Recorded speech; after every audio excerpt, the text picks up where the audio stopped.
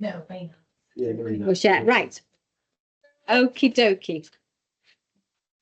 So, welcome everybody. Hi. The first seminar of the year, and we've got Richard Shirres here, who has a diverse experience in UK and overseas in public health, catchment and urban planning, refurbishment work, which include working extensively overseas on major infrastructure projects in Libya, Middle East, and Borneo.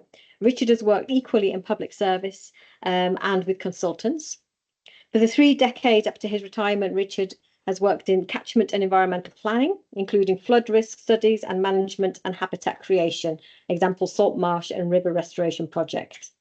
Richard has experience in climate, natural resource management and ecosystem studies, landscape scale, climate change adaptation, urban sustainability, design and appraisal, built heritage in education, and also experience in education and sustainability, such as eco schools, and in 1990s, the LA 21 process, which I'm not sure you'll have to explain that is. An extensive civic activism, local civic tourist trust chair, and community engagement experience, such as degrowth, policy advocate, and exec member of the collective and UN Association branch secretary. So a very busy person with lots of different experiences. Right, so I will share the screen now. That's not the screen we want to share. That's the one. And I will hand over to Richard. Thank you, Richard. Great, so welcome everybody, and this is going to be quite a bit of a gallop here. This is looking at a part of the United Nations which doesn't get enough focus, although in fact most of the United Nations doesn't get enough focus these days. This is really just the tip of the iceberg that you're going to I'm going to put across today. It's really to give you a sense of the trajectory that the United Nations went through after the Second World War to where we've ended up today. Okay, so the presentation broadly covers what came before the United Nations, the international vision of the founders of the UN, and the UN Charter, which sort of laid the real seeds of development and growth of the work of the United Nations. The UN, how it responds to the ecological enlightenment through the 1950s to the 1980s and beyond. And then within 30 years, the UN evolves to really address global ecological threats. And the UN confronts the need for global sustainability, particularly around biodiversity and climate change. By 2000, the UN's global ecological priorities are crystallized better. And from 2000 to 2015, we've had the Millennium Goals, which are then followed by the Sustainable Development Goals, which I guess everybody's aware of. And then I mentioned how the UN progress on climate change has been seriously impeded over 40 years. So to begin at the beginning, the end of the Great War, it is Paris, January 1919, and we have the Paris Peace Conference, which ran for almost 6 months and culminated in the Treaty of Versailles with many parts. A part of that conference was, of course, determining in the Middle East these inappropriate geometries of geography, which are now we still live with that legacy. But a key part was part one was the Covenant for the League of Nations, which was the precursor for the United Nations. And this is a picture of Lloyd George, Clemenceau, and Woodrow Wilson in Paris. The League of Nations was obviously a response to the First World War and founded on the principles of mutual security. The League was promoted by Woodrow Wilson, but Wilson was actually affected by the Spanish flu around that time of Versailles, and he went back to the US in a debilitated way, and he could not argue across the US. He hadn't got the strength for that, and as a consequence, after he was put out of office, the US became very isolationist and refused to join. Germany and Russia were also not allowed in the League of Nations. It did have some success, but ultimately lacked the international support to function effectively. And there on the bottom left, you've got a picture of the Palais des Nations, which was built in the 1930s. But the first half of the 20th century suffers 2 world wars, inflicts massive destruction to many countries, and we have a catastrophic death toll of over 100 million. So then we have the Second World War and the founding of the United Nations in October 1945. This came about with the conference at San Francisco, which ran from April to June, which developed the charter. There's a huge amount of work that went into that, and really pushed by America. So the start of the charter begins: "We, the peoples of the United Nations, determined to save the succeeding generations from the scourge of war." It has main objectives are maintain international peace and security, develop friendly relations between nations, implement international cooperation in the economic, social, and cultural and humanitarian fields, and promote respect for human rights. The first resolution of the United Nations and the first gathering of the United Nations General Assembly was in the Central Hall in Westminster in January 1946. And the very first resolution was for the elimination from national armaments of atomic weapons and all other major weapons adaptable to mass destruction. Also in 1945 was UNESCO was founded. This is the United Nations Educational, Scientific and Cultural Organization for the purpose of advancing the objectives of international peace and of the common welfare of mankind. And there in the bottom left is a picture of the committee, and chairing that was a very famous politician, Ellen Wilkinson. And the preamble was written by Archibald MacLeish, a very famous poet and author. And it began: "Since wars begin in the minds of men, it is in the minds of men that the defenses of peace must be constructed." And UNESCO becomes a sort of a source of wisdom and pushed around the cultural and scientific aspects of how the United Nations should be focusing. And there in the bottom right is a picture of the UNESCO headquarters that was built, I think, in the early 1950s in Paris. Another thing that was happening around about the same time, just beyond the founding of the UN, was work by Eleanor Roosevelt and quite a large committee, which drew from many cultural backgrounds, with protracted discussions around philosophical aspects of which eventually brought into being the Universal Declaration of Human Rights. And it's interesting that eventually, 70 years later, that a healthy environment came to be recognized as a foundation of human life. And actually, the Paris Agreement, which I'll refer later on to, states within it that parties should, when taking action to address climate change, respect, promote, and consider their respective obligations on human rights. And this was the first time in a sort of environmental treaty that this was really stressed and highlighted. Okay, the founding of the United Nations. It wasn't formed around environmental concerns, and they were not explicitly there in the international agenda initially, but with only a space of about 2 decades, it was the deterioration of the biosphere became increasingly evident.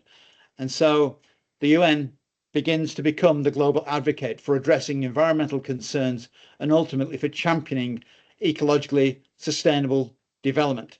And there is a picture of Abraham Feller, who was the first General Counsel of the United Nations, where he stresses the United Nations Charter bears the seeds of a greater growth for prospective development and how it operates. Just an important aside thing to stress here is that many people regard think of the UN as some sort of body that can be some sort of dictator of how things should happen. It cannot. It has to work through consensus and extended deliberation. So substantive implementation of any treaties and multilateral agreements depends upon that winning that consensus. So it is an inherently democratic institution which depends upon this participatory engagement. And multilateral agreements for common actions depend entirely upon common, informed understanding. And there's another quote from Abraham Feller there, is about sovereignty. International cooperation can only exist if states are willing to yield some portion of their sovereignty for the common good. In other words, when you agree treaties, then you agree to foregoing some aspect of your sovereignty for the wider good. And I'll touch upon this a bit later on. What I want to just rush through now is through the 50s and the 60s and 70s and just highlight a few key events across some of the years here. So even in 1950, the US House of Representatives Committee issued the Delaney Report, which is into the use of chemicals in food. 56, the physicist Gilbert Plath comes out with a very significant paper on global warming. 1957-58 was declared the International Geophysical Year, and of course this was the year, 57 was the year Sputnik was launched, closely followed by the US Explorer satellite, which was basically a big silver balloon in 1958. Scientist Roger Revelle with Hans Suess published a key paper concerning human gas emissions and how they cause and would promote global warming. And Roger Revelle testified before the US Congress about global warming. 1958, Roger Revelle encourages a young Charles Keating to actually go and measure CO2, and I'll mention him later on. 1959, the US holds the Energy and Man Symposium. 1960, we have the first convention on the law of the sea. 1962, we've got Murray Bookchin publishing his Our Synthetic Environment, which came out before Rachel Carson's Silent Spring. And in 1963, triggered by the work of John F. Kennedy, was the Nuclear Test Ban Treaty agreed with the USSR. In 64, the International Union for the Conservation of Nature resolution to protect the endangered species was declared. 65, President Scientific Advisory Committee restoring the quality of our environment. And key in 65 was a speech given by Aurelio Pechai about the challenges of the 1970s in the world to come, effectively. The US Sierra Club won a lawsuit which set the precedent for consideration of environmental impact around major projects. In 1966, you had a decade of the undersea world of Jacques Cousteau, which raised the awareness of a lot of people around the condition of our oceans. 68, we had an international intergovernmental conference on the rational use and conservation of the biosphere. And in 68, we had the creation of the Club of Rome, which was if you like, a think tank body founded by Aurelio Pechai, which I'll mention in it shortly. And then we have also in 68, we have Garrett Hardin publishes The Tragedy of the Commons, which I recommend you look at subsequently. So we have, these are some of the publications that came across. Famous economist Kenneth Boulding wrote about the economics of the coming spaceship Earth. Got there on the far right is Buckminster Fuller, who is very influential, the whole Earth catalogue, and Barry Commoner's The Closing Circle. Limits of Growth was published around this time, and on the far right you've got the monthly magazines published by UNESCO raising the issues around the environment. This is Adlai Stevenson, and he said, this is about a week before he died, actually, when he was at a conference in Geneva. We traveled together, passengers on a little spaceship, dependent upon its vulnerable reserves of air and soil, preserved from annihilation only by the care, the work, and I will say, the love we give our fragile craft. And this is representative of the emerging awareness in the 1960s. And then, of course, you've got 1968 December, where Apollo 8 and Bill Anders, who passed away last year, he took this photograph and he said, we came all this way to explore the moon. And the most important thing is that we discovered the Earth. And it is this iconic picture, which has gone down the decades and been so influential. And so 69, UNESCO held a conference, Man in the Biosphere, from which various designations would go forth subsequently, and I'll refer to that later. 1970 was the first Earth Day, and we had Barry Commoner's Closing the Circle, an important book, and 1972 was the Limits of Growth report published by the Club of Rome, trying to underscore the unsustainability, if you like, of where we were going. This led up to, in June 72, the United Nations Conference on Human Development, which aim was a common outlook and common principles around the preservation and enhancement of the human environment, as a consequence of the growing evidence of the man-made harm to the biosphere and disturbances of the ecological balance. This is a picture of Maurice Strong and Hugh Thant. And there's a comment from Barry Commoner that the conference didn't really go far enough into pressing industries to take responsibility for their pollution. And Indira Gandhi said, modern man must re-establish an unbroken link with nature and with life. And also from that conference, the United Nations Environment Programme was founded.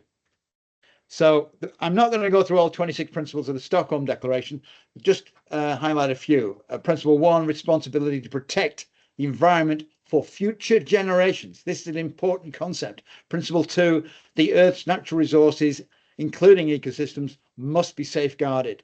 Principle 7, around the laws of the sea, prevention of pollution around the seas. Principle 15, the essentiality that planning must be applied to human settlements to avoid adverse effects, which of course in the UK, this government is busy trying to rip up a lot of planning regulations. And principle 19, education in environmental matters is essential. And this is a fundamental point. Perhaps one of the most important thing is principle 21. States have the sovereign right to exploit their own resources, but also the responsibility to ensure that activities within their jurisdiction or the control do not damage the environment of other states or areas beyond the limits of their own national jurisdiction. And so this, again, addressing the issue of sovereignty and how we need to discuss that around multilateral agreements. Straight after that conference, the European Union, or what was then the European Economic Community, made a decisive step towards shift the way it considered the environment and actually bring this into actually its whole trading framework. And as a consequence, this is just the directives that have been issued from the European Union since the mid-1980s up to near the present day. So there's a lot of directives there. I've just highlighted one, the Water Framework Directive. And of course, we've had this issue in the UK where we've left the European Union. And I know from my experience that about 80% of what I was doing when I used to work for the Environment Agency was driven by directives coming out of Europe. And one example here, the Water Framework Directive, that really set some very strong ecological targets for our river basins, which we would have to adhere to by 2027. And because we've come out of Europe, the previous government reset those targets for 2042. So we've got a worse environment because of that. Now, I should have said this earlier, but I think a good place to say is just a sort of very quick word about the organizational structure of the United Nations. You've got the UN General Assembly, you've got the UN Security Council, which pragmatically at the time was set up with France, China, the USSR, Britain, and America as the 5 permanent members, because basically they were effectively nuclear states. And you've got the UN Secretariat that serves that. And then you've got the Economic and Social Council, which feeds into the work of the General Assembly and also the UN Security Council. And below them, you've got a number of specialized agencies and programs that run. And of course, you've got the United Nations International Court of Justice, which effectively is the World Court. So just to give you that sort of background for now. I mentioned UNESCO before, and UNESCO, the Man in the Biosphere program, it led to this designation of Man in the Biosphere sites, one of which in Wales is the Diffy catchment. And so initially there were 31 sites designated. There's, I think, well over 670 sites in over 129 countries now. And an important conference that was held in 1977 in Tbilisi, and this is the environment conference for around environmental education. And this is taken from UNESCO, and this is a really important statement. There can be no hope of finding viable solutions until general education is suitably modified to enable people from all walks of life to comprehend fundamental interactions and relationships between man and his environment. And this is something that we still lack today, but education is fundamental. Moving on to the 70s and the 80s. And of course, 77, I've mentioned the conference at Tbilisi. And I'll talk a bit about the Montreal Protocol in 1987 and some publications, two key publications, Our Common Future in 87 and 1990. But I wanted to mention here about climate change. Many people today think, oh, well, this is a fairly new phenomenon. It's not in terms of actually its worldwide debate. So the first World Climate Conference was held in 1979. And then I came across this piece of paper, and this is relating the events just taking place in 1 year, 88 to 89, and to show you how international it is right across the world. Also in 1988, there was a famous testimony given by James Hansen before Congress, where he really spelled out how we were really entering a completely new era of serious climate change. The United Nations Big Five biodiversity conventions. I just want to summarize these here. We have the Ramsar Convention of 71, the World Heritage Convention 72, and then the CITES Convention of 75. Migratory Species was addressed in 79, and the Convention on Biological Diversity in 1992. These are, particularly the last one, these are fundamental. Famous paper by Myers here, around about that time in the 80s, in the 90s, was recognizing there were virtually 25 biodiversity hotspots around the planet. And the conclusion was here is that what we do or don't do in the next few decades will determine the future of this planet for at least the next 5 million years in how we are shaping and threatening the global biodiversity. So I wanted to just highlight the Montreal Protocol very quickly indeed here, because there were some observations taken in the 1980s, and this led to a paper recognizing the hole in the ozone. And it's salutary here to reflect about how quickly the United Nations Environment Programme reacted to this, and how within a very short while we had the Vienna Convention for the Protection of the Ozone Layer.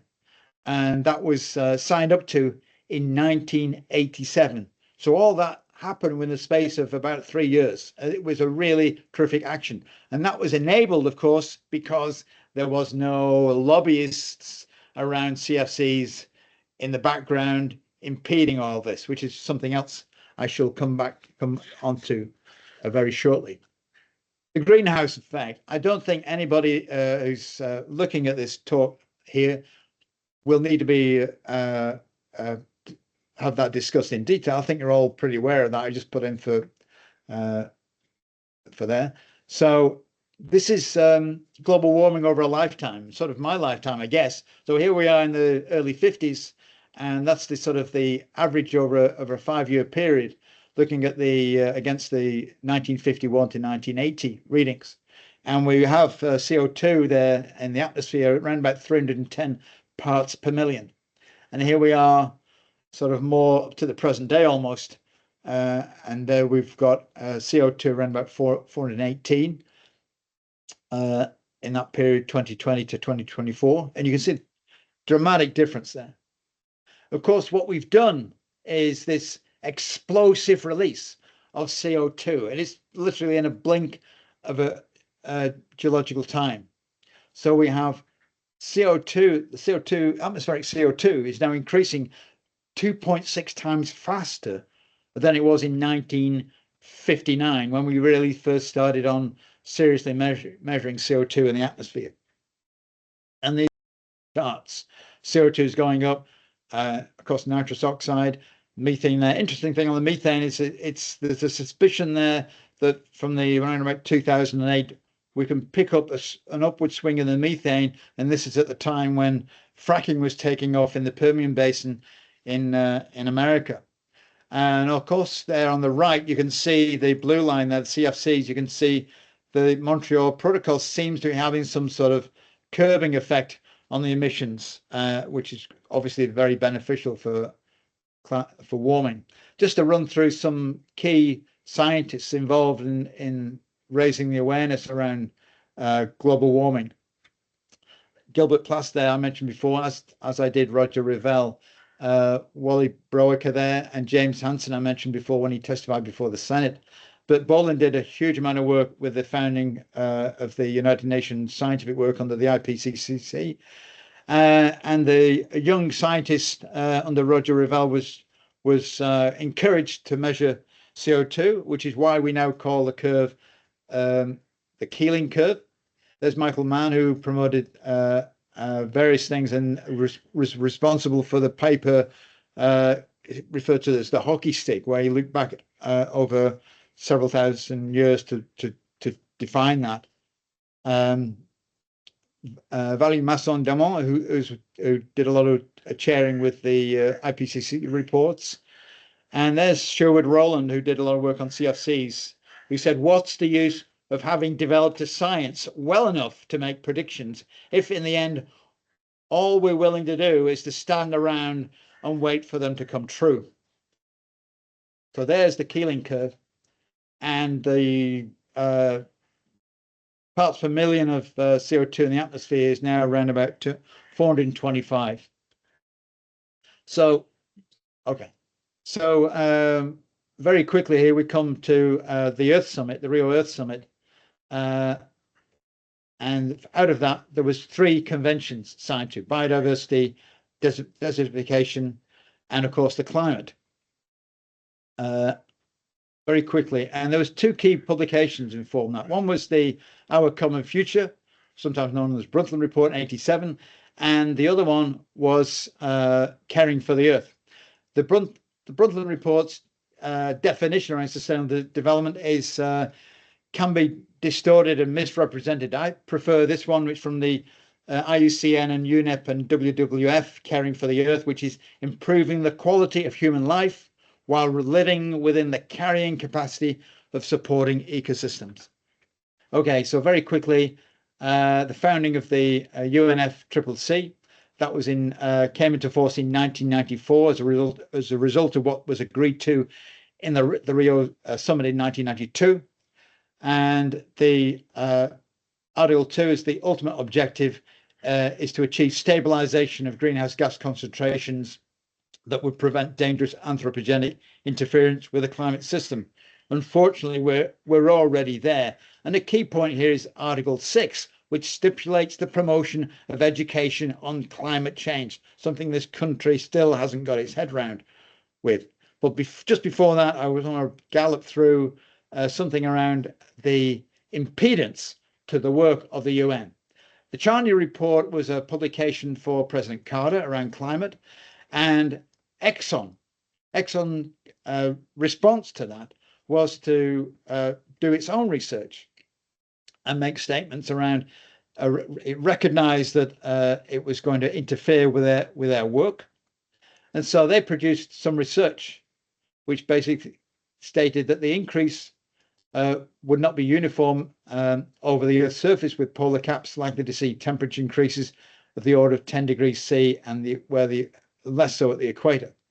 So this is part of their research. And this graph here, this envelope that's shown on there, we're exactly inside that. So this is something that Exxon understood well over 40 years ago. And even their assessment of climate sensitivity was well within exactly what the IPCC has been saying for many decades. So we have billionaire Charles Koch here, who's been pumping money into climate misinformation, and a lot of other think tanks, and they have links with UK think tanks. And this is saturated UK media, and we've had, even up to about 10 years ago, a lot of climate denialism. And this is a timeline for this. There's a fantastic book was written a few years ago by Oreskes and Conway called Merchants of Doubt. And this is exactly what they do, fossil fuel companies. And this is, they have impeded so much the work, impeded so much so that here's some aspects around public opinion surveys. A bit old, this, but it's still relevant in terms of actually, I'll just jump to this one. In 2021, only 38% of the British public think climate change is mainly caused by human activity. At this stage, we should be having almost everybody in the country saying, understanding that climate change is 100% produced by human activity. So it's this impedance around the understanding is really out there. Brief timeline of the UNFCCC process, working through towards Paris. So these are the conference of the parties from the convention. Now, the interesting thing was, it wasn't until we got to Paris that really there was really serious discussion about a 1.5 aspiration. And here we are in Paris. So this is on the last day. This is on the Saturday. This is on the Avenue de la Grande Armée, where we were kettled in, because if you remember, in November there was a major terrorist incident, and so public demonstrations weren't really being allowed. But we got out there, and those polar bears are holding up actually my poster of 1.5. It must be 1.5. Yes, and it was in the final agreement. It did get in there. So this was agreed at about 7:20 on that Saturday night, holding the increase in the global average temperature to well below 2 degrees, and to limit the temperature to 1.5. So I had these guardrails established, which was very significant. And again, in the preamble to the Paris Agreement was that reference to the human rights, which I alluded to before. So we have the Paris Agreement, which negotiated with 196 countries. It entered into force once 55 countries had ratified that. That entered into force on the 4th of November 2016. The UK was not one of the first 55 because the papers were sitting on Boris Johnson's desk. And so that's why we weren't involved on that aspect. It was one of the fastest multilateral UN agreements to ever have entered into force, with 195 countries have now actually ratified it as of this February. That's taking account of Trump's actions. So this covers the responsibility for about 90% of man-made emissions, and that's just indicating the outputs from the COP21. One key thing was around this 1.5, because of this 1.5 guardrail came in so late in the day as a recognition. We don't really properly understand the difference between 1.5 and 2.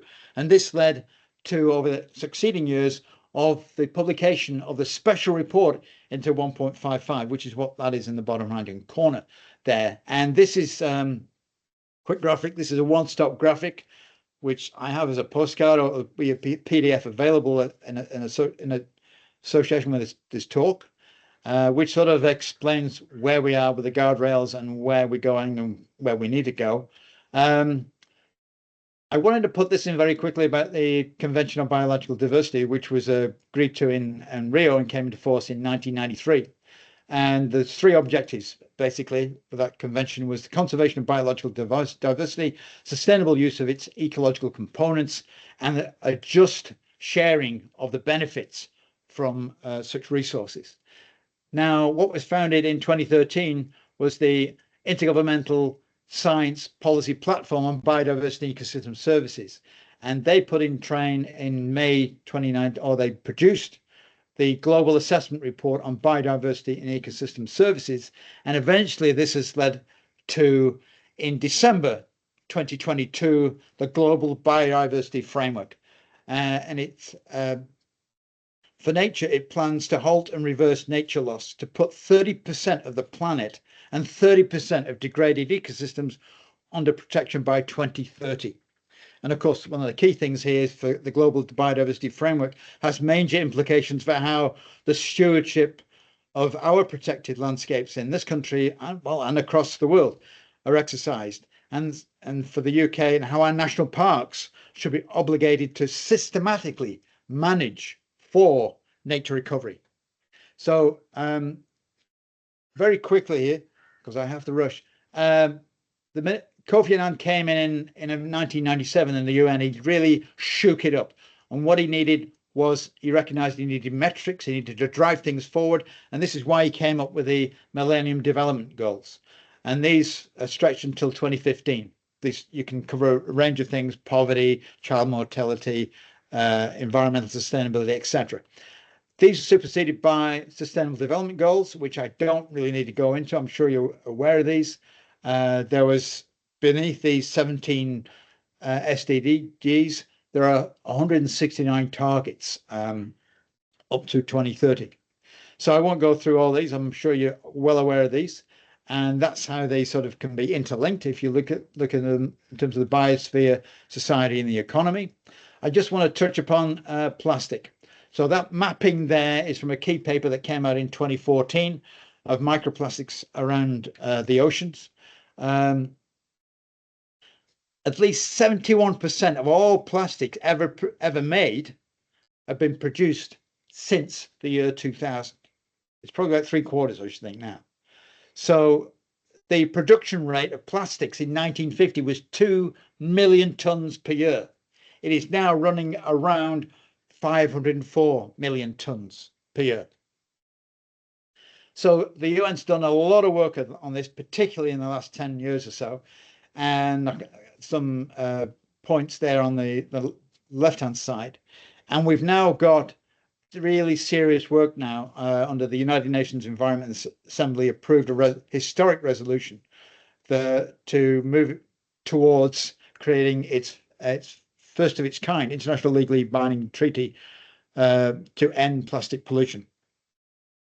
And that's a really important step. Okay, four more slides and finished. This is just a sample I did in 2018 for 1 month of some major meetings going on across the world of the UN. This is happening all the time. So that just gives you an indication of course, how they're driven by the SDGs. Aurelio Pachai, I mentioned earlier. I found this quote out of his speech in 65 really relevant, that the highest quality that modern man must possess is the capacity for synthesis.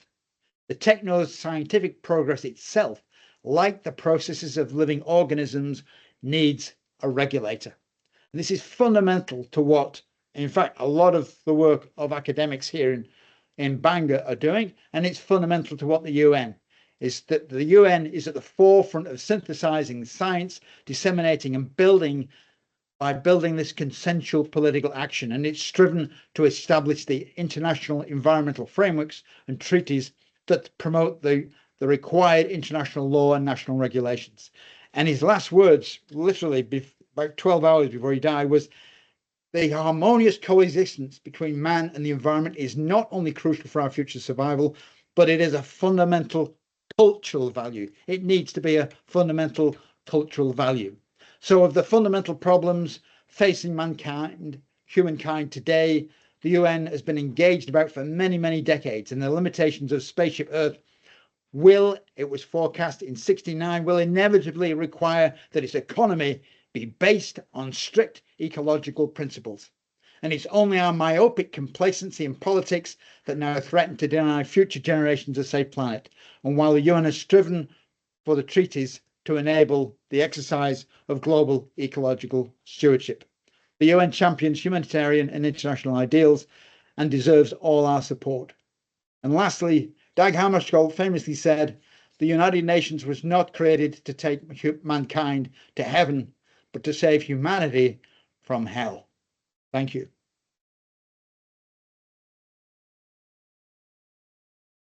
Thank you, Rich. That was, I'm going to come over there now to see if there's any chats and to share this bit. Wow, that was very insightful, and it gave me, you know, I teach some potted bits of history of this, and I always take it from the 60s and 70s, and Exxon's mobile, and then them spending millions to repress all the data and the research, and it was going on for so many years beforehand. It's disheartening, quite frankly, as to where we are now. There's a lot missed out in that, but it gives a bit of an overview, yes, and a sense of where we've come from. Yes, and where we're going, and how long these things have been in the domain. Yeah. That we're now talking about. We were talking about in the 60s and 70s and 80s. Yes. It's And crazy. where we are. Thank you. That was really interesting. Any questions, Sophie at home and Yanran? No. I think I'm really thank you very much for the good overview of all the concept. I've been working on my research on touching on various aspects. Now the question is where we are heading. That's the more important.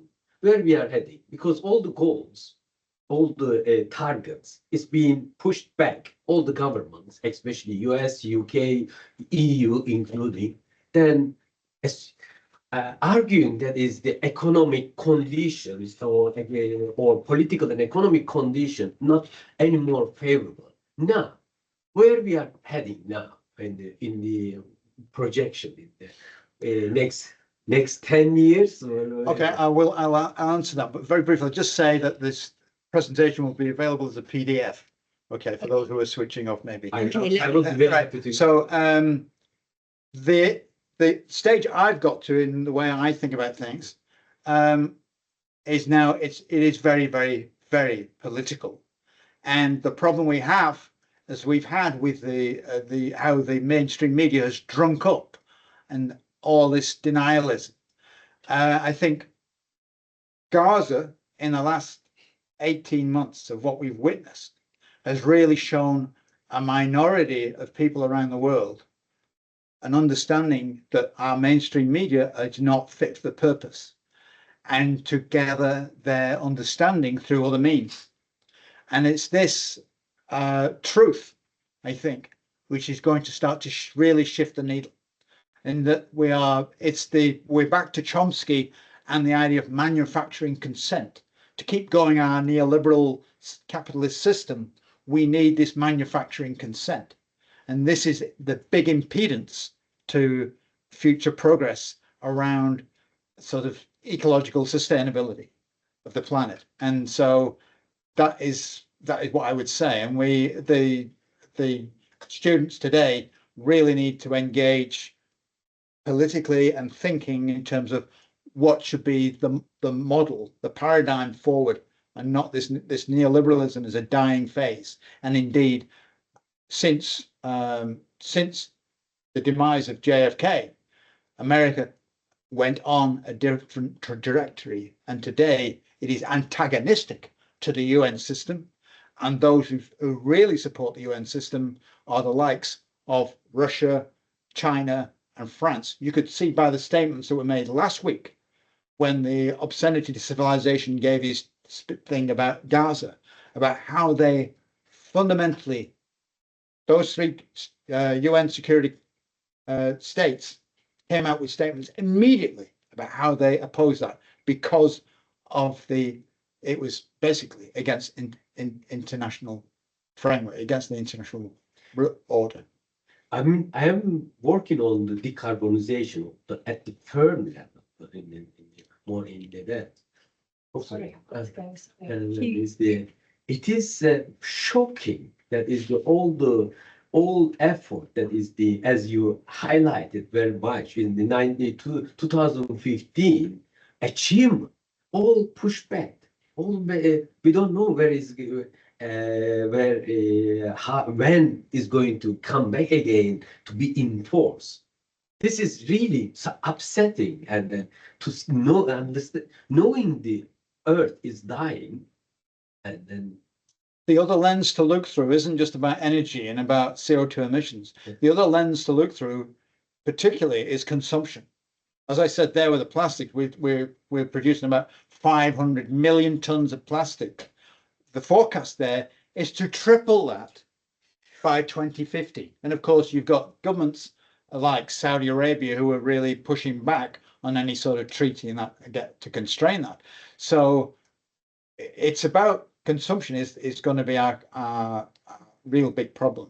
But it's a really big issue around for the planet. We've got to change. I think you mentioned it sort of there. I can't remember, forget the wording, but we've got to change that sort of common sense narrative about our system, that this is the only system, and we've got to change that sort of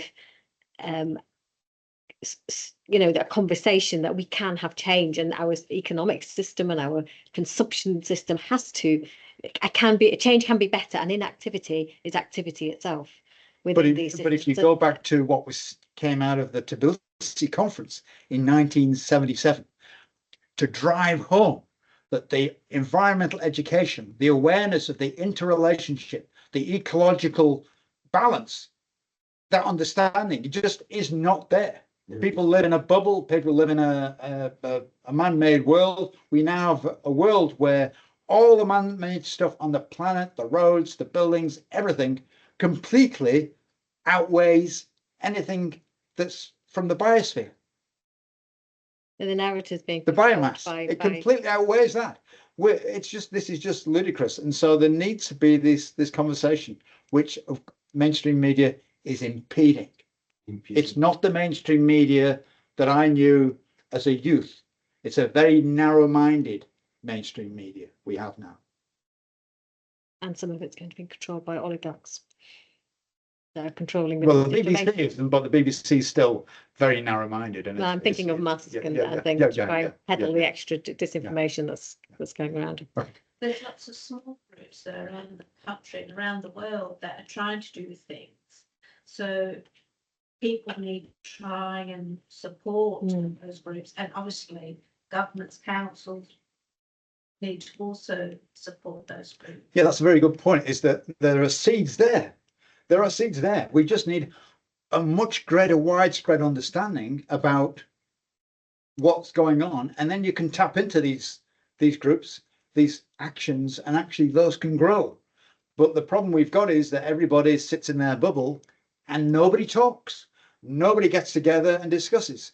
And just I'll close with this. One of the great books that came out in the last 3 or 4 years was The Dawn of Everything by Wengrow and Graeber.